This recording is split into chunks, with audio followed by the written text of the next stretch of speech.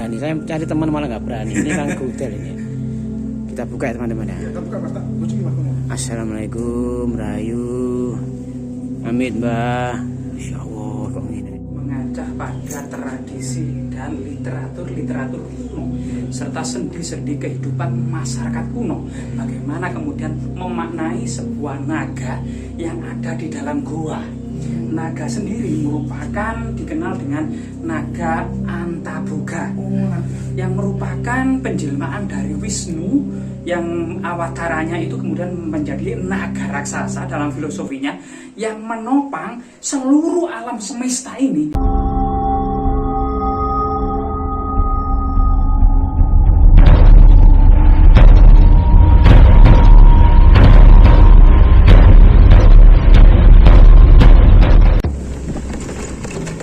Oke, assalamualaikum warahmatullahi wabarakatuh. Salam budaya, salam sehat, salam ekspedisi alam ya. Di kesempatan kita kali ini kita akan mereview ke sebuah tempat ya, goa.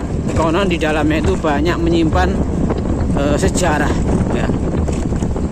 Dan juga untuk bertapa, dan ada juga yang bilang ini untuk menyimpan pusaka ya.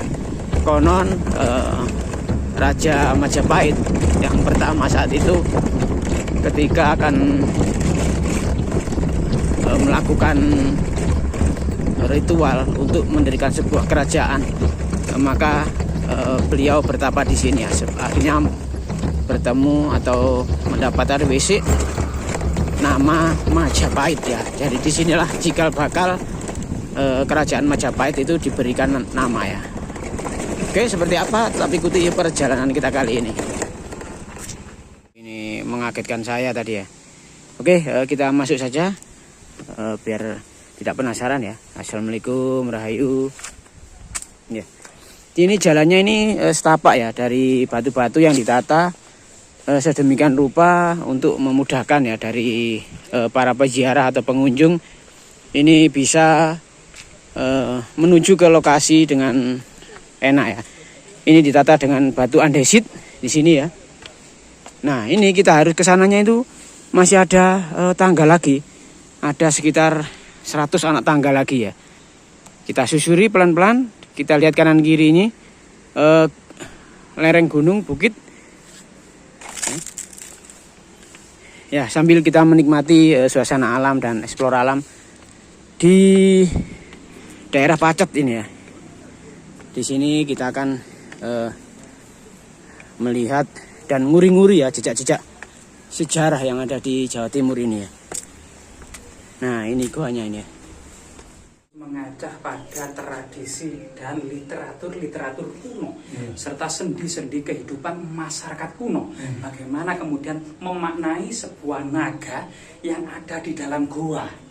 Naga sendiri merupakan dikenal dengan naga Antaboga yang merupakan penjelmaan dari Wisnu yang awataranya itu kemudian menjadi naga raksasa dalam filosofinya yang menopang seluruh alam semesta ini. Ada ruang-ruangan seperti itu ya teman-teman ya. Apakah itu untuk menyimpan benda-benda antik atau sejenis uang ya?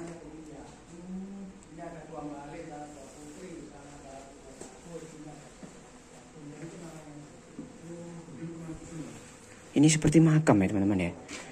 Ini saya sendirian ini di dalam ini ya. Ini seperti makam.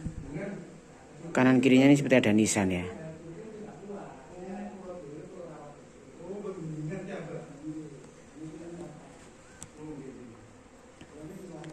Loh, sebelah sini juga ada lagi nih teman-teman ya. Ini.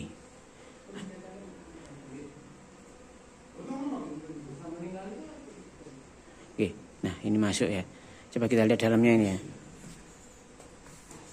Assalamualaikum, Rahayu. Nah, ini juga ada tempat seperti untuk singgasana atau untuk tempat bertapa juga di sini ya mungkin ya. Nah, itu. Ini koyo ono nggone tempat singgasana no, Kang. Singgasana Mas ya. Itu ada tempat loh. Itu ada tempat seperti kursi itu. Iya, tempat duduk Mas ya. seperti kursi. Iya. Apakah memang raja-raja dulu ya tempatnya di sini atau bagaimana ya? Iya, barangkali di sini, Mas.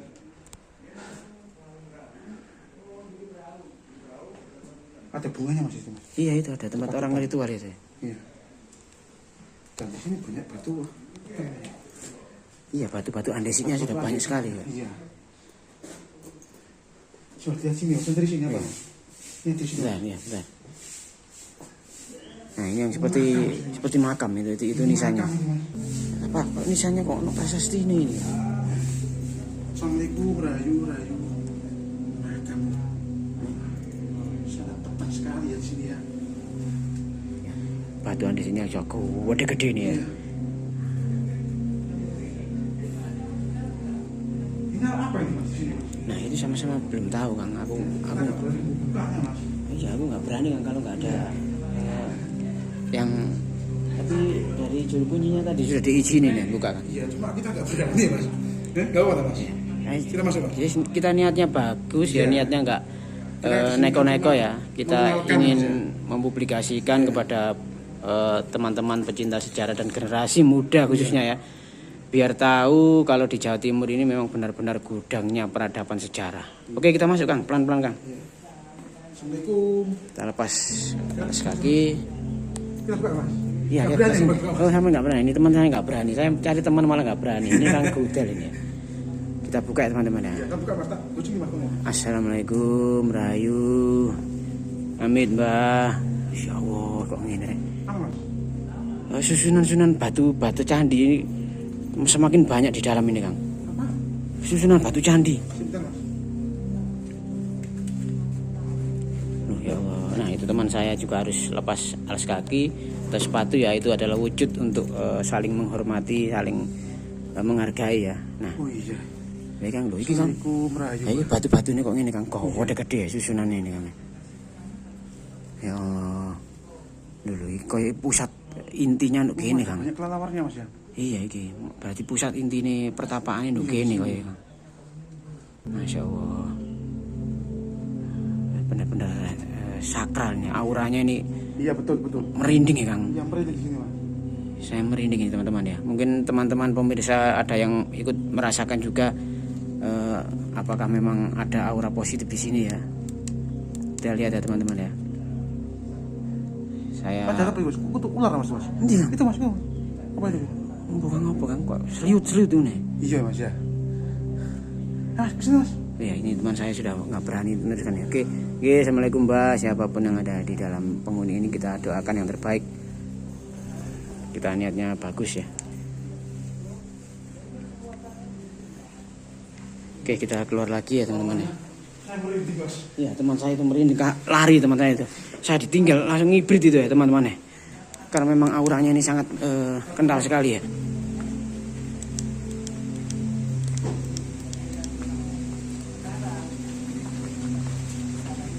Di atas mahkotanya, sehingga naga sendiri merupakan simbol dari raja-raja Jawa.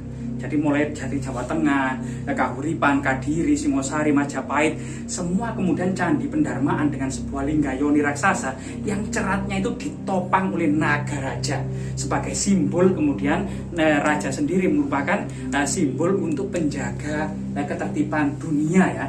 Karena dalam filosofinya naga itu adalah menopang seluruh alam semesta di atas mahkotanya. Nah, ini salah satu kemudian filosofi dari naga, termasuk cerita naga Raja Angling Dharma. Nah, di mana kemudian pada waktu itu kejadiannya diawali dari Prabu Prabu Aridharma, Prabu Angling Dharma ya. Itu kemudian ketika berburu kijang mendapati putri naga raja yang bernama Nagagini berselingkuh dengan ular tampar. Ini merupakan sesuatu yang terlarang jika keturunan para naga ini harus menikah atau berselingkuh dengan golongan ular tampar atau kasta rendah.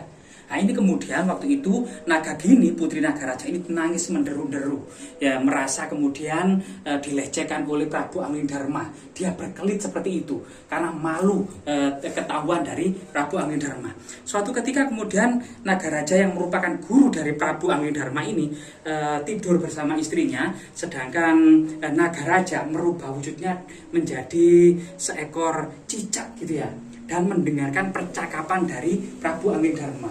Jadi mengertilah bahwasanya duduk perkara yang sebenarnya adalah bukan Prabu Anglidharma memperkosa Nagagini, melainkan Prabu Anglidharma melihat pemerkosaan atau melihat perselingkuhan antara Nagagini dengan Nagaraja, yang kemudian Nagagini dengan ular tampar, yang akhirnya kemudian Nagagini ini membuat sandiwara, skenario busuk ya. Akhirnya Nagaraja mengetahui duduk permasalahannya dan berkata kepada muridnya Prabu Anglidharma, maka mewariskan ilmu untuk bisa mendengarkan percakapan hewan-hewan. Nah, sehingga pada suatu jadi Prabu Anglidharma apa? Iya, Nagaraja ini. Kemudian sehingga kemudian Prabu Anglidharma ini karena bujuk rayu oleh permaisuri gitu ya, agar sehidup setia cinta dunia akhirat gitu ya. Itu kemudian inginnya permaisuri itu melihat Prabu Anglidharma itu senyum-senyum sendiri karena melihat percakapan hewan. Ini kemudian menaruh kecurigaan, sehingga kemudian permaisuri membuat skenario untuk menguji cintanya Prabu Anglidharma kepada permaisuri. Permaisuri membuat api unggun. Jadi permaisuri ini menjeburkan ke dalam api unggun atau upacara sati itu ya. Kemudian yang awalnya mau diikuti oleh Prabu Anglidharma.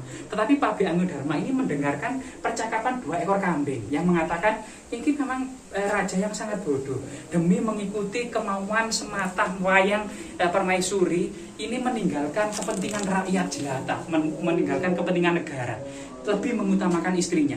Sehingga kemudian Prabu Anglidharma tersadar urusan negara dan urusan rakyat lebih utama daripada hanya sekedar kecemburuan permaisuri.